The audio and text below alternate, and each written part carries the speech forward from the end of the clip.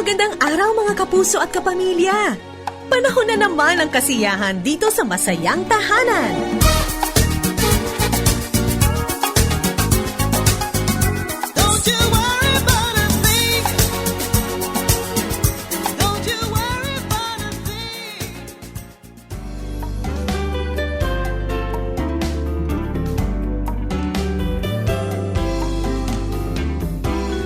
Magandang araw sa lahat ng ating mga ka-family. Ito po ang inyong Masayang Tahanan at ako ang inyong kumare, Maloy Malibiran sa Lumbides. Maraming salamat at ako ay sinasamahan ninyo dito sa Masayang Kwentuhang Pampamilya. Meron ka bang mga hobbies ngayon? Mahilig gumawa ng music, magluto? Ano ba ang iyong mga pinagkakaabalahan? Alam niyo po, ngayong araw na ito, ang ating makakakwentuhan, ang hobby niya ay magmotor at big bikes po ang pinag-uusapan natin dito Yung kapag nasa highway tayo, vroom vroom, talagang malalakas na mga motorsiklo po ito. Pero yung kanyang hobby ay kanyang ginagamit para po sa isang napakagandang misyon, at yan ay ang mag-distribute ng Biblia sa iba't ibang mga public schools dito po sa ating bansa. Makikilala natin at makakasama natin ngayon si Brother John Escobar ng Word Riders Philippines. Dito po sa Masayang Tahanan. John, nako, maraming salamat at nandito ka sa Masayang Tahanan. Meron ka bang mga gustong batiin na mga listeners natin at viewers natin ngayon? Thank you, Maloy. Okay, kinagagalak ko nandito po ako. Alright, gusto ko sana batiin yung mga fellow word riders ko at saka ang team ng Philippine Bible Society. Alright, silang nagbabaka po sa amin, no? Silang pinaka pamumunuan namin, no? Philippine Bible Society. And sa lahat ng mga supporters po namin, mga sa staff, management, and of course to the owners of Chooks to Go. Maraming salamat din po. Ay, Major kasi sponsor. yan ang sponsor ng marami sa mga rides ng Word Rider. Opo. Major sponsor po namin sila. Of course, Union Church of Manila and many others po na nagko-contribute po sa aming mission. Ayan. Pag-usapan na natin yung ginagawa ninyo sa Word Rider. Una, ikaw muna. Marami ang mga padre de pamilya, hindi pinapayagan ng kanilang mga misis na magmotor dahil nga napakadelikado. So, paano ka nagsimula sa pagiging isang rider? Okay. Nagsimula pa ho kung nagmomotor, bata pa kasi po ako. Okay. So, nung nakilala ko ang aking may bahay, rider na po ako. Oo. Wala na siya magawa. Wala na siya magagawa. Pagkatapos, yung isang ninong po namin, nung kinasal kami, nagbilin sa kanya. Ang sabi niya, John has always been a rider. Okay? Huwag mong babaguhin yun. So, Nako, dun sa ating mga viewers at saka mga listeners natin, yung pong rider na sinasabi natin dito, hindi po yung rider ng mga Grab o Lalamove o kaya naman ng angkas. Ito po yung mga hobbyist na talagang sumasakay ng mga malalaking motor. Ano ba ilang motorsiklo ba ang meron ka? 7 po. 7? Wow! Ito yung mga big bikes talaga. Assorted po. Nag-umpisa po ako sa maliit na motor. Okay. And then, dahan-dahan po, ma-master ko na siya. Kasi pag binenta ko po, lugi. Luging-lugi po eh. So, kesa mai-dispatch ako na itatabi ko na lang. So, at least pag kinailangan ko ng backup na motor, meron ako. So, unti-unti po, naipon na lang po over time. Naipon na yung mga motor. So, umabot po ng 7. Wow, 7 ang motor na iyong mine-maintain ngayon. Ngayon, ano yung gamit-gamit mo na motorsiklo kapag nag-aano kayo? Yung mga long drive? I use a BMW GS Adventure 1250. Okay, so pangmalayuan po kasi. Okay, pero meron din po akong Kawasaki Versys na mas maliit ng konti, 650. Okay, enjoy naman ho kung ano. Pero minsan napapagalitan ako pag tumitingin ako ibang motor. Kasi sabi ng may bahay ko po, sabi niya, papayagan kita, sakyan mo lahat sabay-sabay. Nako, siguro yung ibang mga mister dito na matagal nang gustong sumubok magmotor, ano, baka ang iniisip nila, sana lahat ng misis kagaya ng misis ni John na pinapayagan siyang magmotorsiklo. Pero yung word rider, yan. Napaka-interesting ng inyong ginagawa. Si John po kasi, kagaya ng sinabi ko kanina, no, nung nagsimula tayo, magkasama kami sa Philippine Bible Society. At isa doon sa talagang ipinagmamalaking programs ng Philippine Bible Society ay ang ginagawa ng Word Rider Philippines. Kasi they go to different parts of the country using their big bikes, tapos nagdi-distribute sila ng Bible sa mga public schools, di ba? Paano nagsimula yon? Yung isang hobby, ngayon ay ginagamit nyo na para maglingkod sa Panginoon. How did that happen? Nagsimula po yan, okay, nung nag-training po kami sa riding school ng sponsored ng Highway Patrol. So may training. May training po kasi hindi po ako magkukulang po dito sa mga gusto magmotor. Okay? Nung nag-umpisa ako magmotor, marami po akong tinatawag na muntikan. Marami totoo naman po, delikado naman po talaga. Aminin ko po 'yon. So naisip ko, lahat ng naging muntikan sa akin, unang iniisip ko, kasalanan niya. Nung nakalimang muntikan na ako, naisip ko, hindi naman pwedeng mali yung 5 at ako yung tama, pirme. Oo. So naisip ko na, meron mali. So, syempre, inisip ko na po, malamang baka ako yung may mali. So nag-umpisa ako, I started po sa Honda Riding School. So safety riding course, natuto ako. Doon ko nakita marami pala akong mali. Okay, maling gawain, mali yung diskarte ko sa daan. And then, after that po, nung natuto na po ako doon, nasali po ako sa isang motorcycle group. Okay, Law Enforcement Riders of the Philippines. LERAP po yun. Yung pinaka-head po, nagsusponsor sila ng further training, which is a good thing. Alright, so you increase your skill level. So naisip ko, sasali ako dito kasi gusto ko maging bihasa sa pagmumotor. So I joined the training ng Highway Patrol Group po. And doon ko po nakilala yung mga kaibigan ko po ngayon na majority Word Rider na rin po.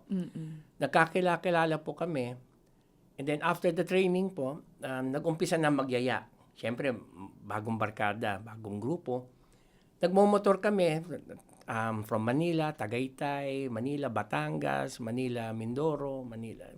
And then, one time, isang kasamahan din ho namin sa Philippine Bible Society, si Attorney Mosquera, naisip niya, alam nyo, he told me, sabi niya, alam mo, Brother John, napansin ko, nagmumotor lang tayo, pupunta tayo sa malayang lugar para kumain, magkwentuhan, fellowship. But, parang hanggang doon na lang, 'di ba? I mean, enjoy the ride, enjoy the overnight. Maganda naman po 'yon. That's all right. But sabi niya, parang bitin, there should be something more. Something with a purpose. So ang ginawa niya, being with the Philippine Bible Society, nag-search siya sa internet, motorcycle, Bibles, religion. Ang lumabas po was a program being done in South Africa. So meron? Meron po. Meron palang grupong gumagawa na niyan sa South Africa po. Doon meron po. So, ang ginawa ni Attorney Mosquera, kinontak niya po ang Word Riders South Africa through their Bible Society in South Africa. Mula po doon, nagkaroon ng communication, and then he asked permission. We would like to use the same program dito po sa Pilipinas. Fortunately, pumayag po sila.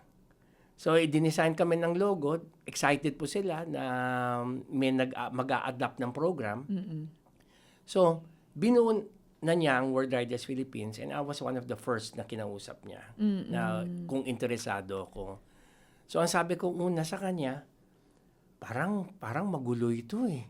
Kasi motorsiklo tapos Biblia. Oo. Parang ang layo, 'di ba? Parang Hindi mo pa nakikita yung connect. oo, walang connection eh. Parang hindi ko makita, parang ice cream at pinakbet. Parang ang layo, 'di ba? Big bike tapos Biblia, parang I don't know how to connect it. Pareho namang letter B, di ba? Oh, yun nga, pareho big letter book B. at saka big bike. Oo nga eh. Kaya naisip ko, yun lang ang common, di ba? Oo. Letter B. So, nag-usap kami mga magkakaklase, mga fellow alumnus. And ang nangyari po, we jumped into it. Parang, sige, subukan natin. Kailan yan? This happened in May of 2015. 2015. 2015 pa po nag-start. Mm-mm. So in April, May of 2015, we started planning already our first ride. Mm-mm. So in June of 2015, bumili kami ng mga Bibles sa Philippine Bible Society. Although konti lang yung pera namin, konti lang talagang kaya Ano namin. to kanya-kanyang Kanya-kanyang bunot. abono. Kanya-kanyang abono. Sabi ko, of course, 'di ba, yun iniisip namin for a good cause, ito, 'di ba? So, 'di ba? Para magkano pera mo diyan? Sige, pwede na 5 Bible 'yan. So, nakabili kami.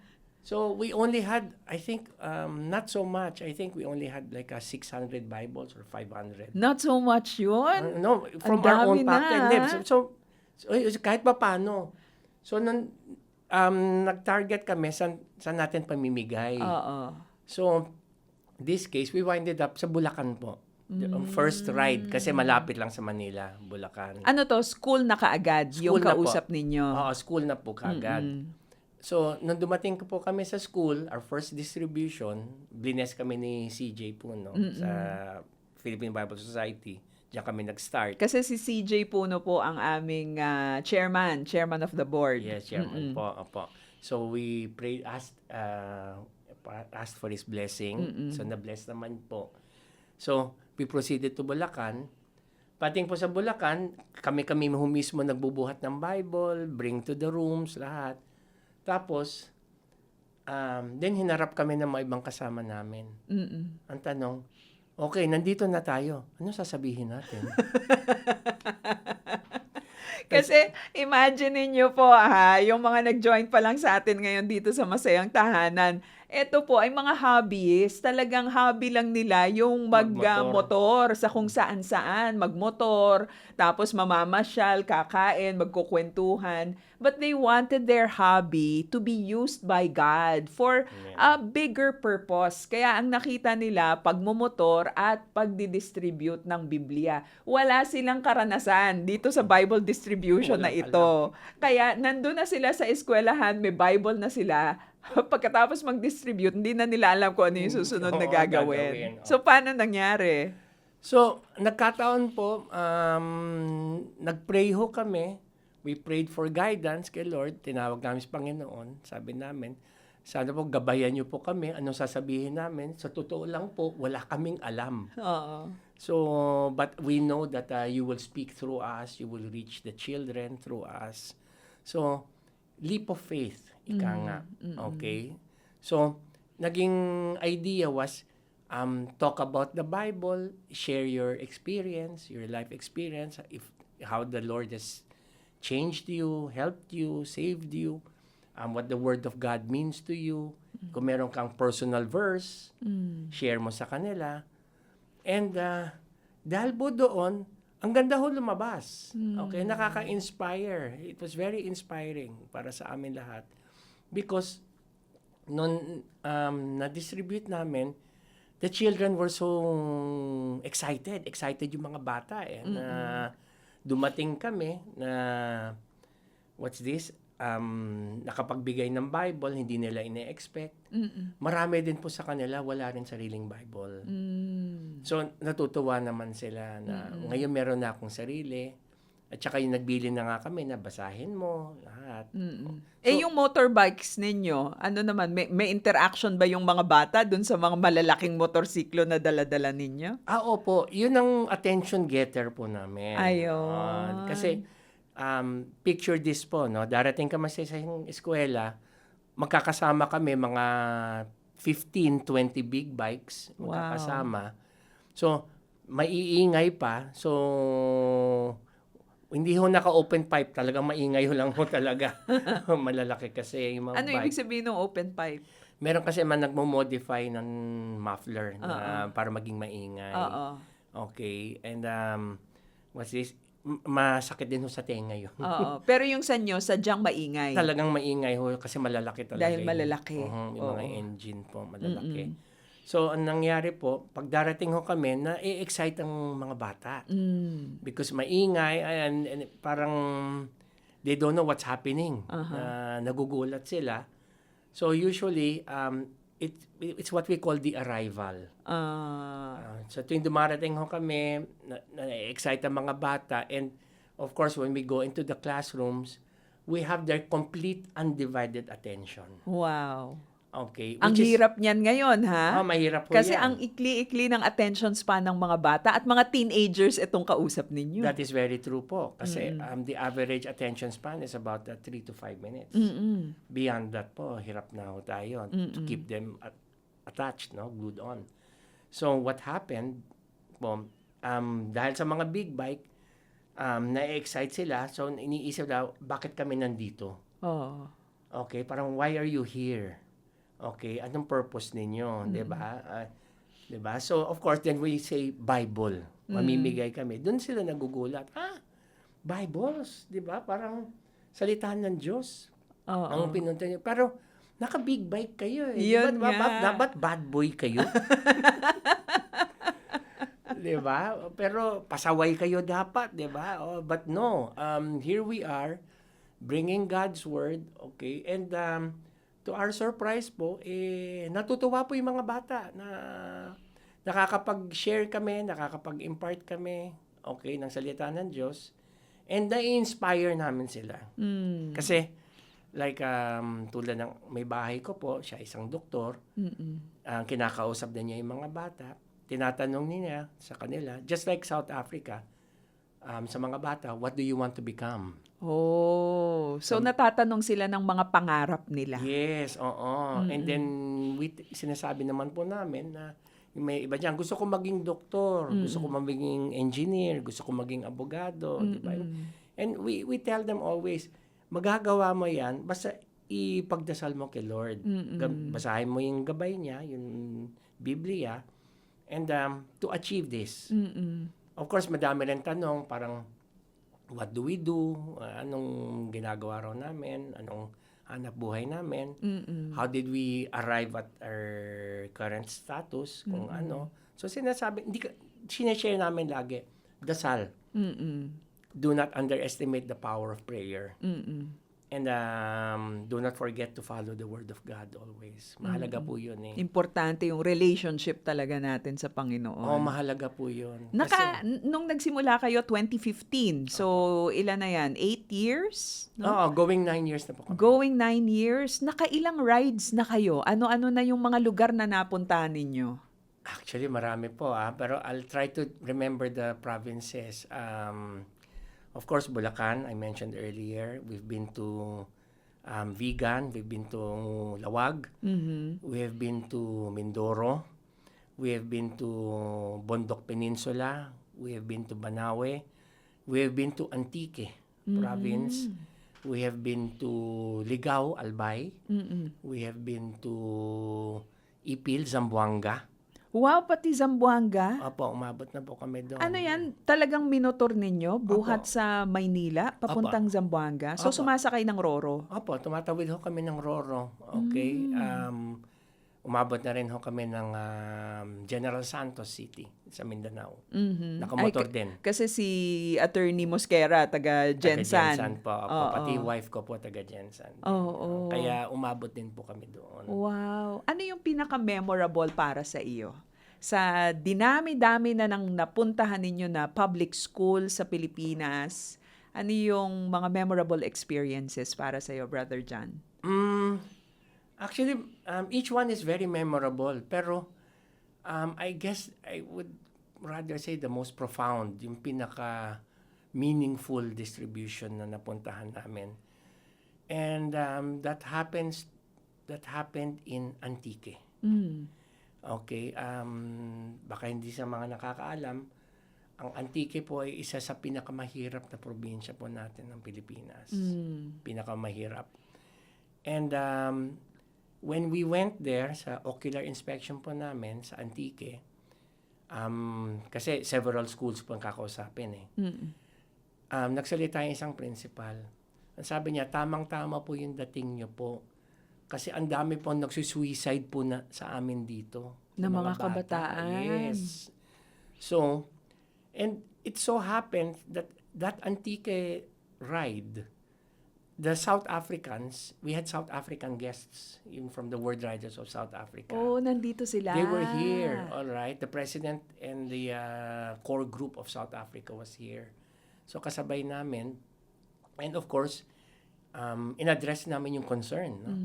Parang, looks like we were sent here on purpose. Parang to help with this problem. Nagpapakamatay yung mga bata. And of course, that night, nung dumating kami, first night, ang kinausap ko ng president ng World Rider South Africa. So, him and I, Francois Sibergahagen, and myself, nag-usap po kami. He told me, John, ang problema raw ng nagsisuicide is because wala nang mahanap na sagot yung mga bata. Wala sa nang problema. hope. Wala nang hope. Nasiraan na ng loob. Hindi na masagot ng magulang ang problema, ang tanong. Hindi na masagot ng mga teacher. Hindi na masagot ng mga kapatid, ng mga kaibigan. Kumbaga, lost na yung bata. He couldn't find the answers. Sabi ko sa kanya, paano tayo makakatulong nito? Sabi niya, John, dala natin ang sagot. Ang Bible na dala natin, nandyan ang sagot. Because nandyan yung gabay ng buhay. So, mula po doon, that's why it's very profound for me and very memorable. Each time po, nag-i-interact po ako sa mga bata ngayon, regardless, grade 8, 9, or 10, okay?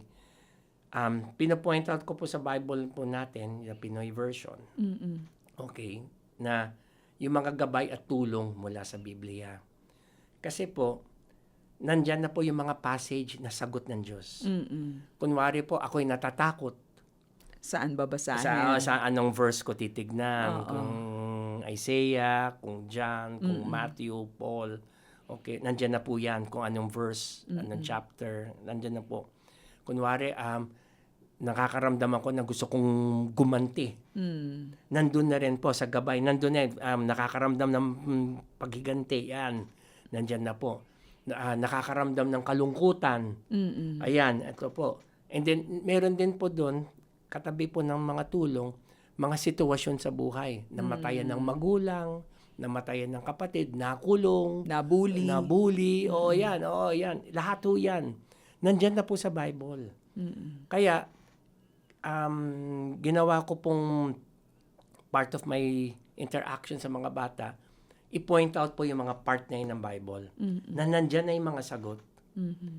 At least, kung hindi natin masasagot, ang Diyos ang sasagot. Yun po mahalaga. Salita ng Diyos yan. That's why Jesus came down on earth to experience life the way we do. Oo. Para maintindihan din niya na ito ang dapat niyong gawin. Brother John, kapag pumunta kayo sa isang eskwelahan, nag-distribute, you have this time of interaction with the children, sino nagfa-follow up sa kanila pag alis ng World Riders doon sa kanilang probinsya? Opo. Normally we coordinate with the local churches. So may mga local churches na involved. Opo. Kasi, as the Lord has said, okay, we may have planted the mustard seed. But if you water it right, you take care of it, it will grow to be the biggest tree in the garden. Okay, which is true. So, kailangan po yun natin yung mga support group ng mga pastor, yung mga local churches, and the teachers as well. Kasi, sinasabi po namin sa mga teacher, sana po, sometimes we share a Bible with them, na magbasa ho kayo kahit na isang passage lang ho per day. Oo. At saka yung kagandahan doon sa Pinoy Bible, yung Pinoy version, ang Bible Pinoy version, napakadali po niyang maunawaan, Kasi yung pagkakasalin Taglish hindi siya malalim na Tagalog, hindi malalim na Filipino. Taglish po siya, conversational yung language na ginamit ng Philippine Bible Society ngayon. Kaya maraming mga kabataan, natutuwa kami, naiengganyo sila talagang magbasa ng Bible kasi parang may kausap lang silang kaibigan. Totoo po yan, mahalaga po yan. Kasi, wag lang pong Jejemon. Okay? Wag lang po yan. No? But, Taglish po to, Pinoy version. Nag-decide po kami na yan po yung pamimigay namin kasi it addresses the language ng mga bata. Mas madali na nauunawaan. Kasi, throughout our earlier distributions, ang tinatanong po namin sa mga bata, kung may Bible sila, meron daw, tinatanong namin, binabasa nyo ba? Hindi rin. So, tinatanong bakit? Mahirap daw intindihin is one of the reasons. Oo. Malalim masyado yung salita, malalim masyado yung English, malalim masyado yung Tagalog. So, ang nangyayari, nung lumabas ang Pinoy version, tamang-tama sa lingwahe nila. Naunawaan nila kagad, hindi sila nahihirapan unawain. Kaya, marami na hong nagbabasa. Okay? Kahit na uso hong cellphone, lahat, nagbabasa pa rin sila ng Bible. Oo. Yung ginagawa ninyo sa Word Riders, mga ilang Bibles na yung na-distribute ninyo? Magna 9 years na ang Word Riders Philippines. Opo. To date po, we have distributed more than 57,000 Bibles to date. So, we're expecting another 3,000 toward the end of November. Sa Apari naman po kami. Wow, talagang dulo sa dulo, pinupuntahan ninyo Opo, tuktok po ng Luzon yun. Oo. Dulo ng Luzon, Apari. Oo. So, magmomotor ho kami papunta doon sa Apari. Okay, ang plano ho is to identify anong schools bibigyan. And target ho namin 3,000. So, we'll be at 60,000 Bibles hopefully by year end. So, Ano yung mga realizations mo, Brother John, as you interacted with the Filipino youth, sa pamamagitan nitong project ninyo ng Word Riders, bukod doon sa tumataas yung kaso ng mga nagpapatiwakal, ng suicide, ano pa yung mga problema ng mga kabataan natin ngayon? marami po actually, no? Of course, nandyan yung mga premarital sexual encounters, nandyan din rin yung mga drug abuse, okay, nandyan na rin yung mga family problems, domestic violence, okay, marami po, bullying, cyberbullying, yan, very common po yan, cyberbullying. Okay, sa mga Facebook nila, sa mga Twitter, madalas po, it's technology-based. Ano yan, nag-open up sila sa inyo?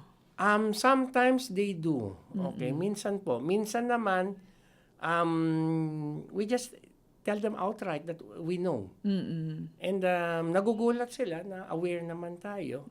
But I tend to agree with si CJ, okay, Chief Justice Puno, that the principal problem now of the youth is also mental health. All right, because we already have way far too many lawless influences happening. Why do I say lawless? Kasi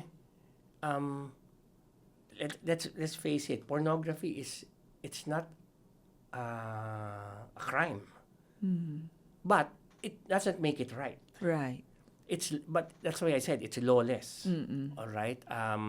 Walang walang pumipigil. Walang pumipigil po. Tapos mas accessible na ngayon. Exactly. Oo. And I'm really sad to say now one of the most prevalent users of these sites are Filipinos. Para number 1 yata tayo sa mundo, nakakahiya. At maraming mga kabataan. Oo, na tumitingin dyan. Ina-access yung mga sites na yan. And this goes against the word of God.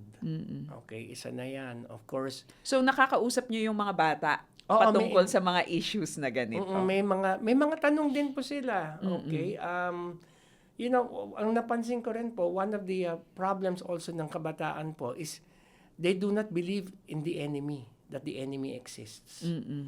That there is a devil. Yes, the devil does exist. Okay, I hate to break it to you, but yes, the devil exists. He is constantly at work. Okay, hindi siya tumitigil. Sisirain niya talagang buhay ng tao wherever and whenever he can. Okay, and he uses it not by direct intervention but rather by influence. And the biggest influence now sa mga kabataan natin now is social websites, Media. social media. Internet. Oo. So, we really have to police this. Alright? Kaya, Mahalaga po yun. kaya yung pagdi-distribute ninyo ng Bible because it is God's truth, no? Talagang napakahalaga because it is a powerful weapon against the lies of the enemy na kailangan nating i-equip talaga yung mga kabataan.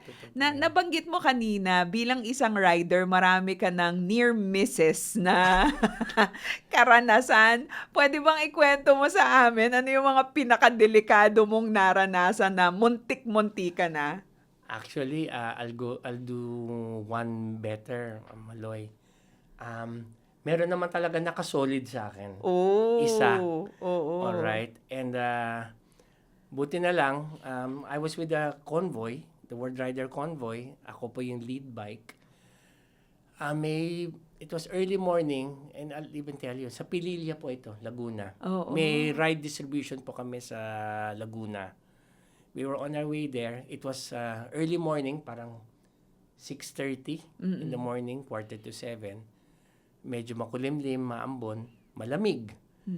And may parating na motor, magkaangkas na magkapatid, nakaiglip yun kuya niya Nako! while riding. So, nung binubusinahan ko na po, sinesenyas ko na tumabi because yung grupo ng rider nasa likod. Paparating na. Parating na. Hindi, dire-diretso pa rin toward me. Tapos sabi ko, parang hindi to matabi ito. Oo. So, bumubusina na ako, iniilawan ko na ayaw pa rin. Pa-downhill ho siya, paakit, paahon ho kami. So, na-realize ko na tatama, for one split second, naihiga ko yung motor ko. So, for short, madaling salita, nag-head-on po kami. Oh. And that winded me up in the hospital. Gano'ng katagal kang na-ospital? Mga 2.5 weeks po. Nako, ang tagal. Matagal po. Masama ho yung tama sa akin. Actually, pareho kaming badly injured. Okay. But, fortunately, walang namatay. So, yun po. After that, natakot po ako magmotor. I couldn't, hindi ko mahipo yung motor ko. Siyempre, may trauma yan, di ba? May trauma po eh. Takot ako eh. I broke 2 ribs and then dito sa binti ko, buti hindi tinamaan ng bakal yung buto ko sa shin. Okay, pero talagang pilay po ako talaga. So, How long was the recovery period? actually 6 months. Tagal. Tagal din po, 6 months. So, inisip ko hindi na ako magmomotor, hindi na ako, but nakikita ko yung grupo. So, parang there was something egging me on na parang this is not, hindi ito ang gusto sa akin ng Panginoon. In Huwag fact, mabuhay sa takot. not live in fear. So, sabi ko nga sa kanya, I am grateful. Na-realize ko na sinave niya ako. Hindi ako, kasi that could very well be gawa ng kalaban. Diba? So, We proceeded on. So eventually, may lumapit sa akin, inalok ako ng ibang motor. Naglakas loob na lang ako. And then, after that, yun unang sakay ko sa motor na yon, nanginginig ako sa takot. Saan ang punta ninyo? Yung unang sakay after the accident? After the accident, no, I just picked up the bike dito sa West Avenue, Quezon City. Uwi ako sa bahay namin sa New Manila. Not too far, about less than 5 kilometers. Pero mag-isa ka lang? Oo, on the bike. And wala akong kasama. And for me, that was the longest 5 kilometers of my life. Wow. Sa takot, na talagang takot ako na hindi ko alam. But nag-pray naman ako kay Lord. Sabi ko, Lord, if talagang itong mission ko, bigyan niyo ako ng lakas ng loob na So, nauwi ko rin. Within Quezon City din po, nauwi ko yung motor. And then after that, parang pagod ako sa takot. But after that, slowly, the Lord gave me strength. Okay, binuo niya ako. And then, next thing I knew, in about less than 3 months, dala ko na in the same motorcycle, nag-distribute po kami sa Lawag. Wow, Ilocos. ang layo. Oo, sa Long From Channel. Quezon City to New Manila, tapos Lawag lawag na yung na. susunod. Wow, ibang klase. Hindi lang yung mga na-fracture na buto at ribs, kundi pati yung takot. Yeah. Hinil ni God, Hinil ni Pinag-heal ng Panginoon. Dahil nga, may assignment ka pa.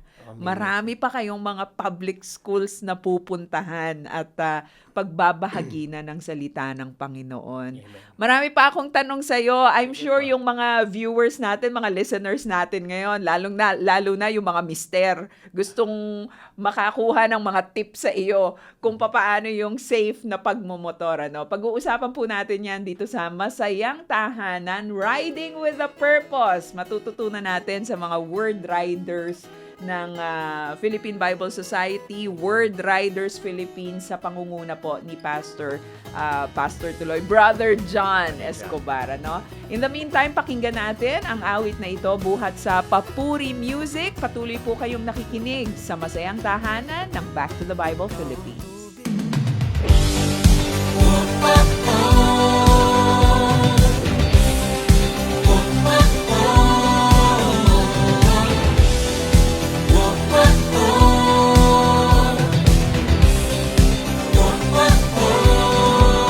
Bawat dekada at lakad ng taon, bawat hamon ikaw ang nag-ahon. Ikaw, O Diyos, ang naglatag ng balita mo'y mapahayag. Bagong pag-asa sa himpapawid, dalangin namin na siyang maihatid. Bigyang lakas ang mga alagad, nang ang layo mo'y aming maipatupad. Sa kagipitan o kaginhawahan, di matatawaran ang iyong katapatan.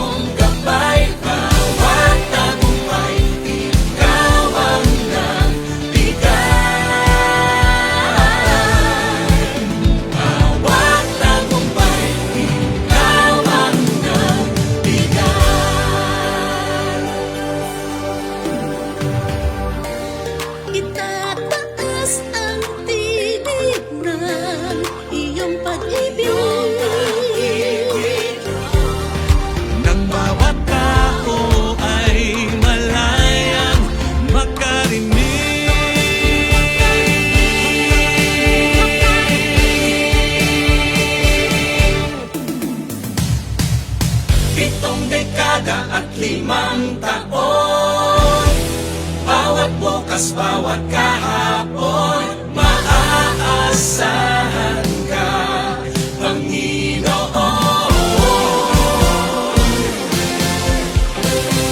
Ang buhay namin nasa iyong kamay, kumikilos sa iyong gabay, bawat tagumpay, ikaw ang nagbigay. Bawat tagumpay, ikaw ang nagbigay. Oh, oh, oh,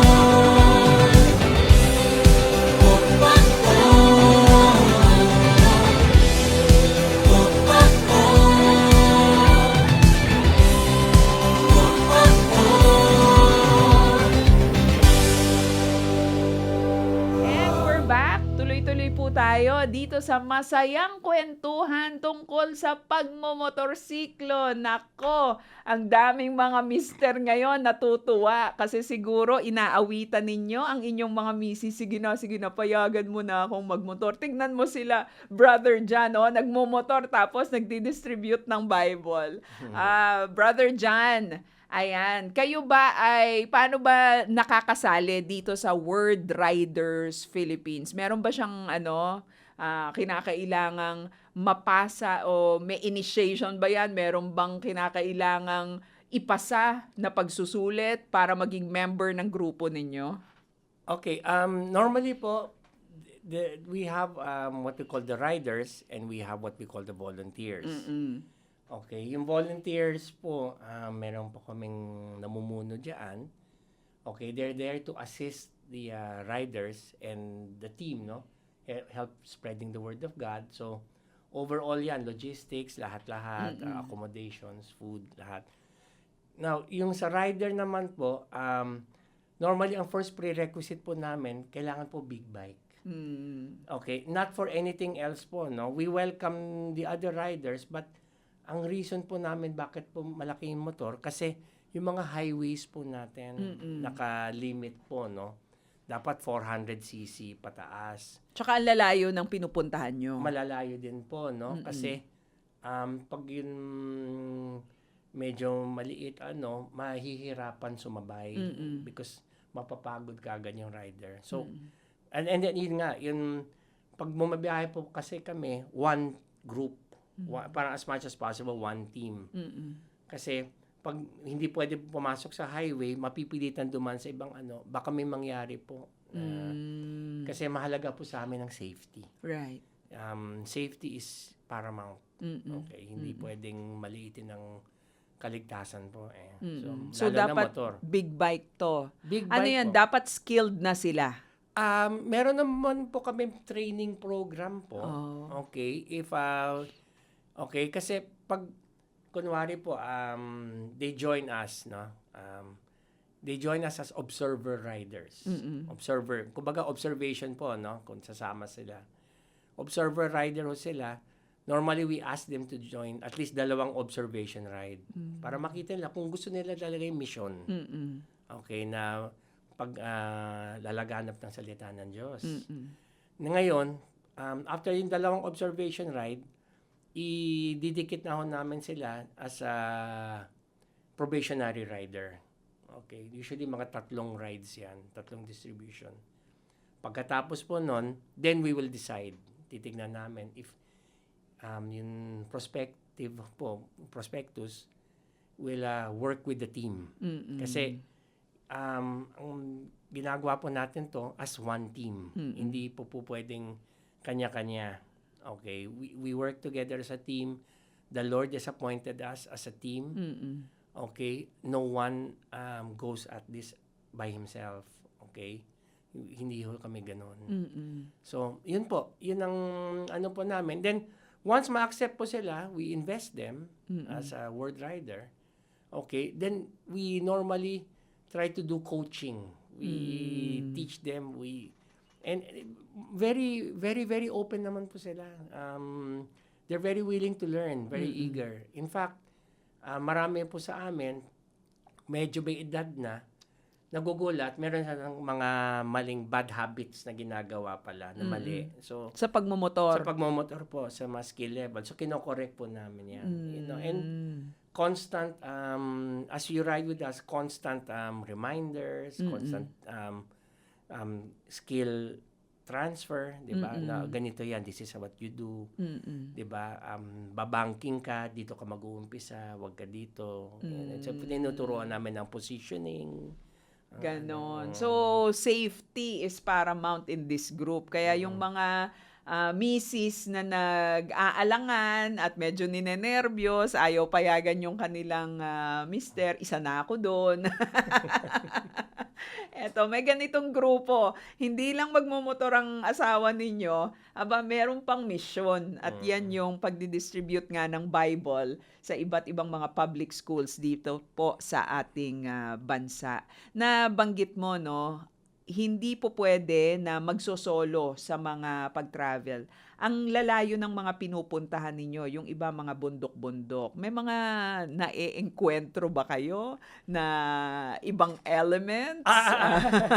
Out of this world. Nangyari po yan, we were in, nasa ba kami nun? I think we were in Bondok Peninsula. Umaasa ho kami sa Waze. Okay, in the map program sa phone. Para paano, where we're going, tumitingin kami sa Waze. So one time, ginabi na kami, nagmomotor kami. The rest of the team was in the van. Ako at saka parang 3 lang kami nakamotor. So sinabi ng kasama ko, dito raw kaliwa. So sumunod kami sa nag-turn left kami. Nung umaabante na kami, napapansin ko, bakit parang maraming kandila? So sabi ko, ba't ang daming kandila kung nakikita? So proceed, hindi ko masyado pinapansin yung mga kandila. Mamayang konti, may mga krus na. Yung pala, sementeryo pala. Ang problema, hating gabi. So doon, so sabi ko, hala, akala ng Waze, daan yun. So sa tanang, we have a communicator sa helmet. Sabi ng kasama ko, siguro maikli lang to. Tuloy na natin. We'll be out. So, nung umabanta kami, about 1 kilometer, lalo kami nasa gitna ng sementeryo. Malaking Mas sementeryo malaking pala. sementeryo pala. So, sabi ko, tapos biglang sabi niya sa akin, may itim na pusa. Sabi ko, Diyos, oh my God. Umiiling na lang ako ng umiiling. Hindi ko naman alam, lahat ng kasama ko nasa van, tawa na ng tawa. Pinagtatawa na kami because sa gitna kami ng sementeryo ng ating gabi. Buti nakakasunod yung van. Merong May road naman may po talaga. road. May road naman po. Kaya, pero doon kami nilusot ng Waze. Kaya sabi ko, mali, this is wrong. Mali ito, mali. Gusto ko na umatras, medyo, sabi nga niya, baka may nichong bukas dyan. Wala. Nakalabas naman kayo. Nakalabas naman after about 4 minutes going through it. Okay, lakasan na lang ng loob. Pero sabi ko nga, okay, if the Lord is with us, who can harm us? Diba? So, lakas ang loob. Nakalusot naman kami.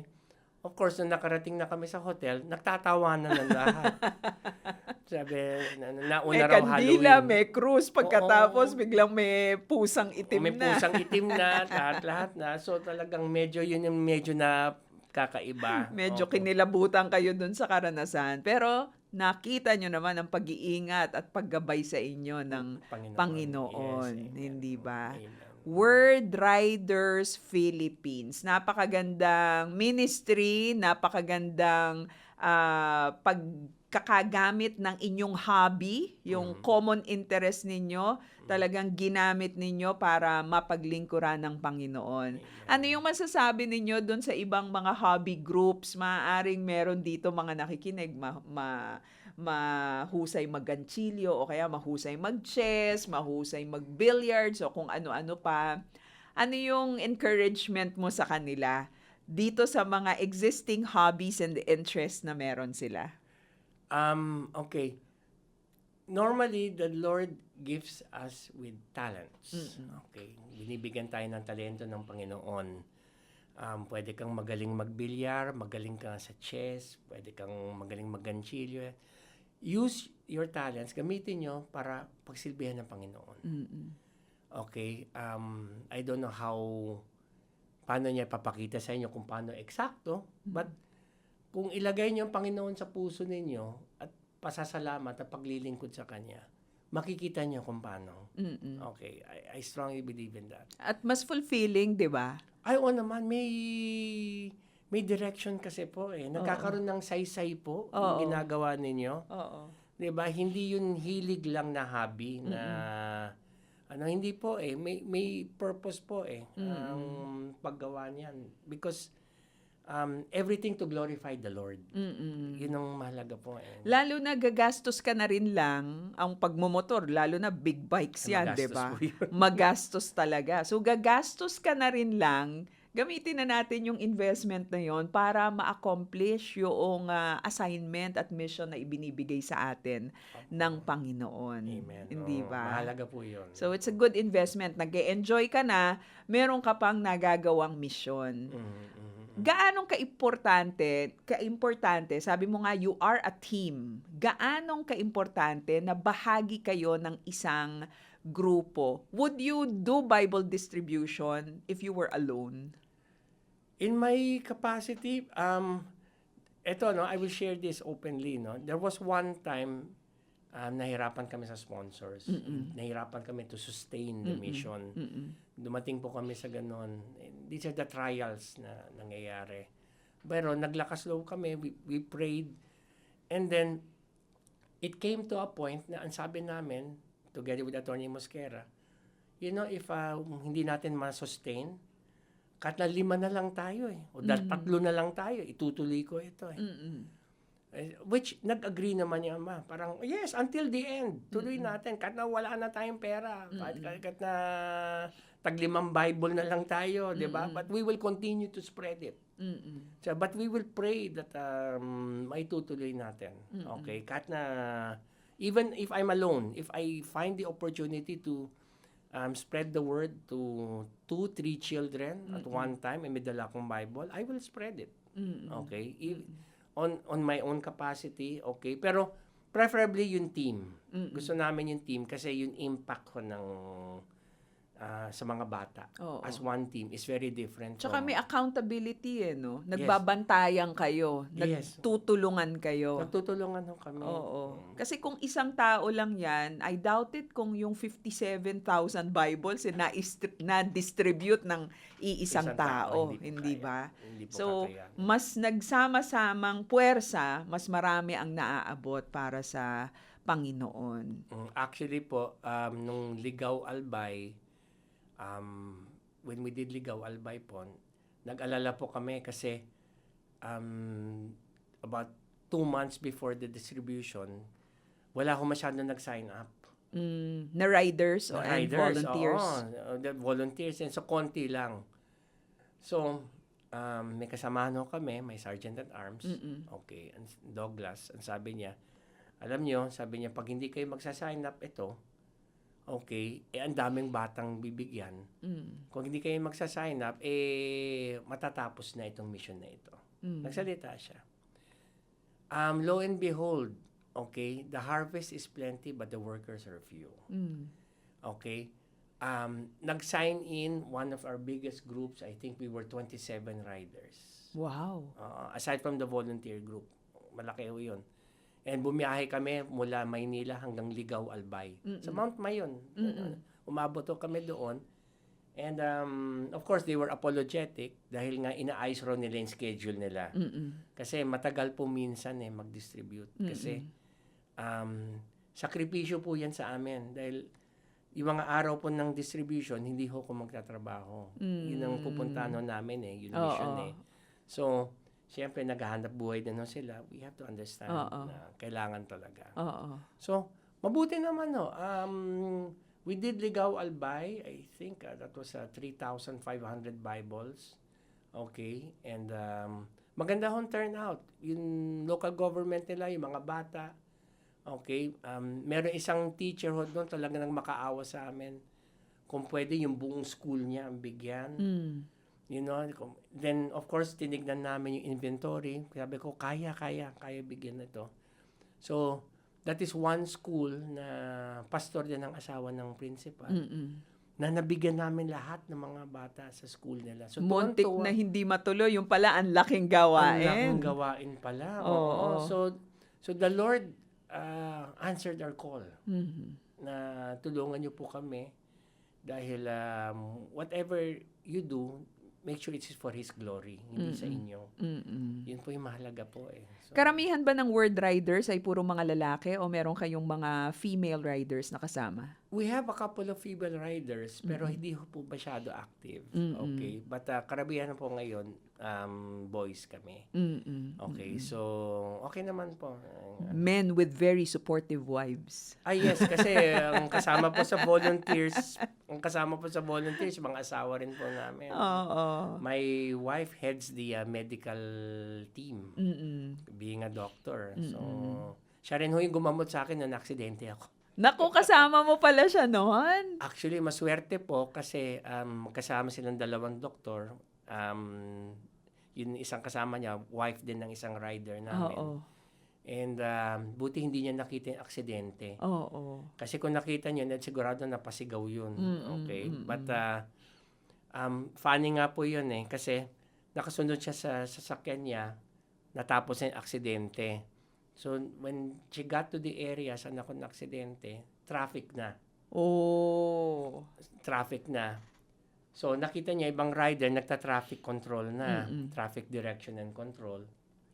So, na nakita niya, yung isang rider, his name is Mark.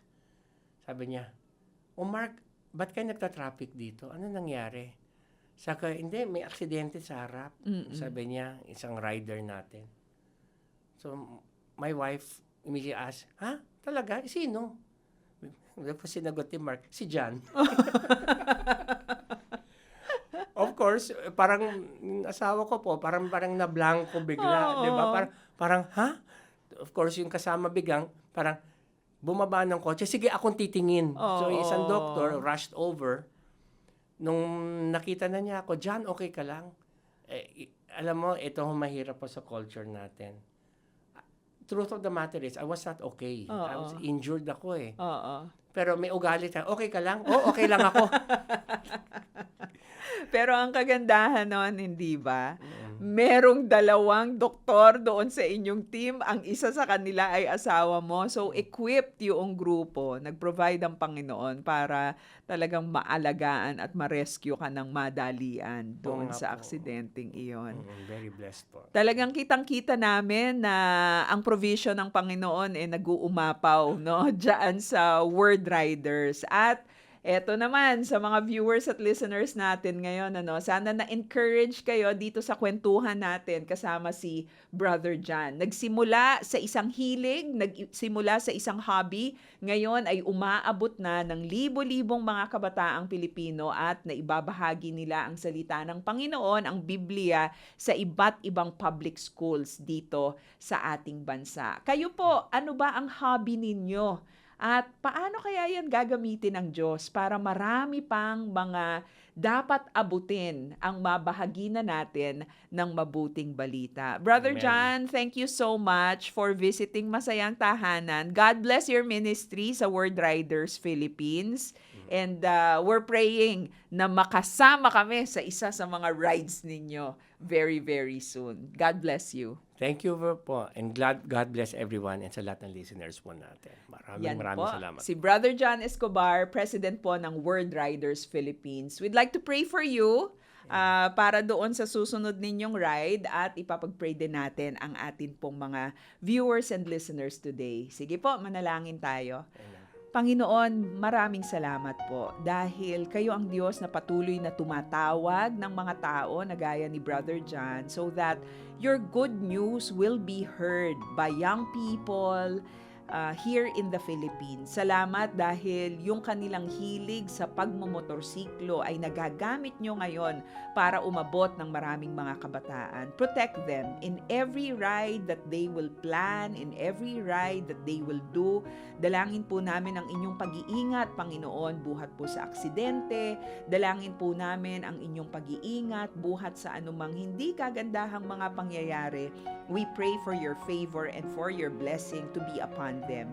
And continue, Lord God, to provide for the needs of the group, that there will be more sponsors, Lord, who will invest in providing Bibles sa amin pong mga kabataan. We pray for the Filipino youth that hope will spark in their hearts, hope that is rooted and anchored in your word, na marami sa kanila ay makakakilala sa inyo at marami sa kanila, Panginoon, ang mabubuhayan ng pag-asa dahil sa kanilang exposure at pagbabasa sa inyong salita.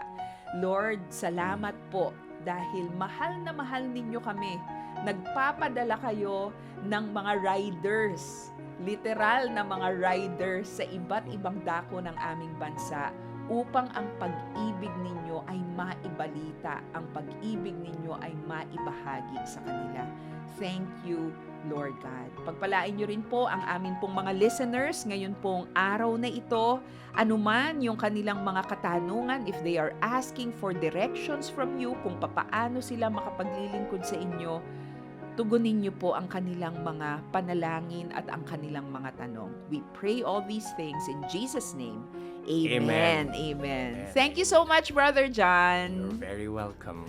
Maraming salamat sa ating naging bisita ngayon dito sa Masayang Tahanan, si Brother John Escobar, ang presidente ng World Riders Philippines. Nakita nyo ha? Maganda na meron tayong mga hobbies kasi nakakasaya talaga yan sa ating mga tahanan, sa ating mga pamilya. Pero i-level up pa natin yung hobbies natin at yung interest natin gamitin para maglingkod sa Diyos at para ma-accomplish ang misyon at assignment niya para sa atin. Mula sa pagmumotor lamang na bumibisita sa iba't ibang mga lugar, yung pagmumotor naging vehicle para i-distribute ang salita ng Diyos. So isipin natin, yung pagluluto mo, paano yan gagamitin ng Panginoon so that you can bring in more people, men and women, so that they will know Christ more. Yaang pagdodrawing mo, yung hilig mo sa pagdodrawing ng anime, paano kaya yan pwedeng gamitin ng Panginoon para mas marami pang mga kabataang Pilipino ang makakilala kay Jesus? Pag-usapan natin yan sa ating mga pamilya. What are your current hobbies right now as a family? At paano yan gagamitin ng Diyos so that many more people will know that God loves them? Ako po ang inyong kumare forever, Maloy Malibiran sa Lumbides. Palaging nagpapaalala, ang masayang tahanan, sama-sama nating pagsumikapan. God bless our families. Oras na naman ang pagpapaalam, kaibigan. Kung nais mong magkaroon ng kopya ng ating programa, tumawag lamang sa 371-9489. At kung nakatulong sa iyo at sa iyong pamilya ang Masayang Tahanan, magparamdam ka naman, kapatid! Sumulat ka sa Masayang Tahanan, P.O. Box 1750 Manila. Pwede ka rin magpadala ng email sa broadcast@backtothebible.org.ph. Hihintayin ka namin uli, kaibigan, sa araw ng Sabado. At sama-sama na naman tayong mag-aaral, mananalangin, at magkakasayahan dito sa Masayang Tahanan. Don't you worry about